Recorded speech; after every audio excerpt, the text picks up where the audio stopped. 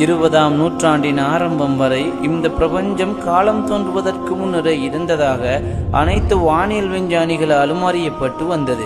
இருப்பினும் நவீன ஆராய்ச்சிகள், அவதானங்கள் மற்றும் கணிப்புகள் என்பவற்றின் மூலமாக விஞ்ஞானிகள் இந்த பிரபஞ்சத்திற்கு ஒரு ஆரம்பம் உண்டு என்பதனையும் அது தொடர்ந்து விரிவடைந்தே செல்கிறது என்ற உண்மையையும் அறிந்தனர். 20ஆம் நூற்றாண்டின் ஆரம்பத்தில் ரஷ்ய இயற்பியல் விஞ்ஞானியான அலெக்சாண்டர் ஃப்ரைட்மேன், பெல்ஜியம் பிரபஞ்சவியல் விஞ்ஞானியான ஜோர்ஜ் லமார்டியே என்பவர்கள் இந்த பிரபஞ்சம் தொடர்ந்து விரிவடைந்து செல்வதை தத்துவ ரீதியாக கணித்தார்கள். இந்த கருத்தானது 1929இல் அவதானிக்கப்பட்ட தகவல்களின் அடிப்படையில் நிரூபிக்கப்பட்டது. தொலைக்காட்டினூடாக வானத்தை அவதானித்திருக்கும் போது அமெரிக்க வானியல் விஞ்ஞானியான எட்வின் ஹபிள் நட்சத்திரங்களும் அண்டங்களும் ஒன்றையொன்று தொடர்ச்சியாக விலகிச் செல்வதை அவதானித்தார். இந்த கண்டுபிடிப்பானது வானியல் விஞ்ஞானத்தின் அடிப்படையை புரட்டி போட்டது.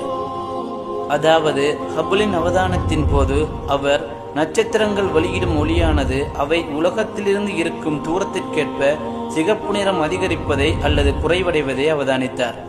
இது அறியப்பட்ட இயற்பியல் கொள்கைகளுடன் ஒத்துப்போகிறது. எவ்வாறெனில், ஒளிமுதலானது அவதானிக்கும் இடத்தை நோக்கி வந்தால் வெளிச்சம் ஊதா நிறமாக தெரிவதும், விலகிச் சென்றால் சிகப்பு நிறம் அதிகரிப்பதும் ஆகும். எனவே ஹபிளின் அவதானத்தின் போது நட்சத்திரங்களின் ஒளி சிவப்பின் பக்கம் அதிகரித்து செல்வதை கண்டார்.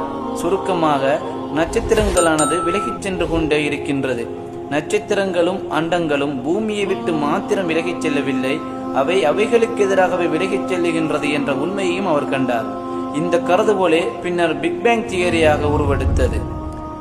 அதாவது, பாரிய வெடிப்பு கொள்கை என்றால் ஆரம்பத்தில் பிரபஞ்சம் ஒரு திணிவாக இருந்ததாகவும் பின்னர் அது அண்டங்களாகவும் நட்சத்திரங்களாகவும் கிரகங்களாகவும் பிரிந்தது என்பதை குறிக்கும். இறைவன் அருளால் குர்ஆன் இதனை 1400 வருடங்களுக்கு முன்னரே கூறிவிட்டது. இந்த நிராகரிப்பாளர்கள் பார்க்கவில்லையா? நிச்சயமாக வானங்களும் பூமியும் முதலில் இணைந்திருந்தன, பின்னர் நாமே அவற்றை பிரித்தமைத்தோம். குர்ஆன் வசனமும் பிக் பேங் தியரியும் எவ்வளவு நெருக்கமாக பொருந்துகிறது.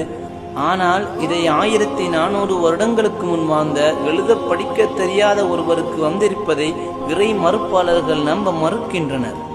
இருப்பினும் இவை படிப்பாளனின் தெளிவான வார்த்தைகளாகும்.